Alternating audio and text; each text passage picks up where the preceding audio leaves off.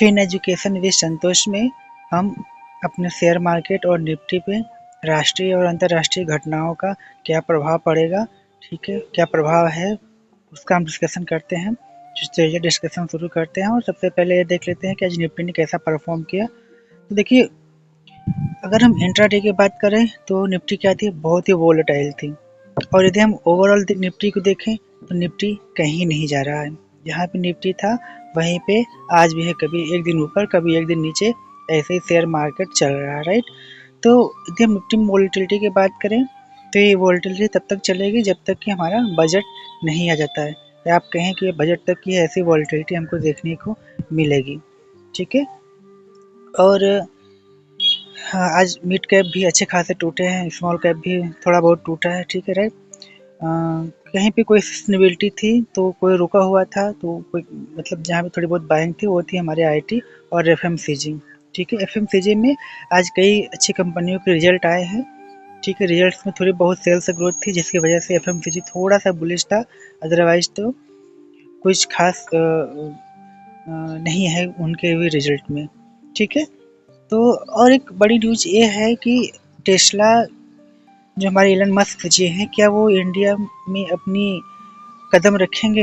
यदि ऐसा होता है तो टेस्ला की जो कारें हैं जो 2025 तक अगर इंडिया में आती हैं, ठीक है, तो हमारे जो लोकल ब्रांड्स हैं या जो इंडिया में एग्जिस्टिंग ब्रांड्स हैं जैसे मारुति सुजुकी वगैरह, तो इनके प्रोडक्शन पे क्या प्रभाव पड़ेगा इसका, ठीक है।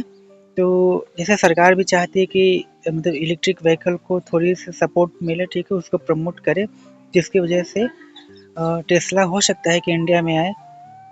तो इंडिया में टेस्ला की कारें आती हैं तो एक बहुत ही कॉम्पिटिटिव मार्केट क्रिएट करेगी, और ये कॉम्पिटिशन ही हमारे इलेक्ट्रिकल व्हीकल सेगमेंट में एक अच्छी अपॉर्चुनिटी क्रिएट करेगी, जिससे कि कारें थोड़ी सस्ती होंगी और लोगों तक अफोर्डेबिलिटी बढ़ेगी, ठीक है। और सरकार भी इससे बोली कि हम इससे टैक्सेशन कम करेंगे, ठीक है। ऐसा सरकार का हो सकता है कोई प्रपोजल हो, तो वो देखना पड़ेगा। और वहीं पे जो हमारे अमेरिका के इन्वेस्टमेंट बैंकर हैं जेपी मॉर्गन, उनकी एक रिपोर्ट पब्लिश हुई है जिसमें उन्होंने कहा है कि ट्रम्प की वजह से जितने भी इमर्जिंग कंट्रीज हैं, इमर्जिंग मार्केट हैं, वहाँ पे फॉरेनर्स का जो है आउटफ्लो बढ़ता जा रहा है।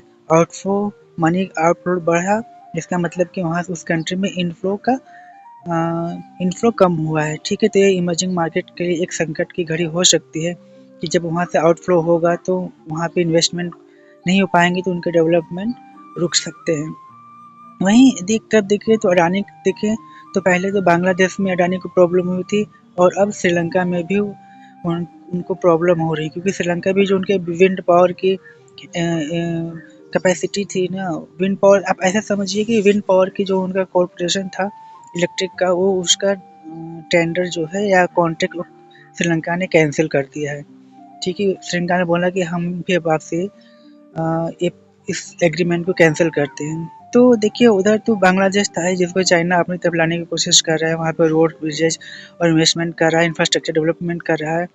अब यदि श्रीलंका से भी ऐसे कुछ होते हैं तो इंडिया के लिए अच्छी बात नहीं है, क्योंकि पड़ोसियों से रिश्ता बनाना बहुत ज़रूरी है, ठीक है। और यही सब चल रहा है। और वहीं पे एक जो काफ़ी चर्चित स्टॉक था जिसको हम कल्याण ज्वेलर्स बोलते हैं, उसमें लगभग इस महीने में 20 ट्रेडिंग डे में वो लगभग 42% तक टूट गया। मतलब 800 रुपये के आसपास का प्राइस था और 460 और 470 के आसपास वो आ गया। तो ऐसा क्या हुआ कल्याण ज्वेलर्स में कि 40% 42% स्टॉक टूट जाना।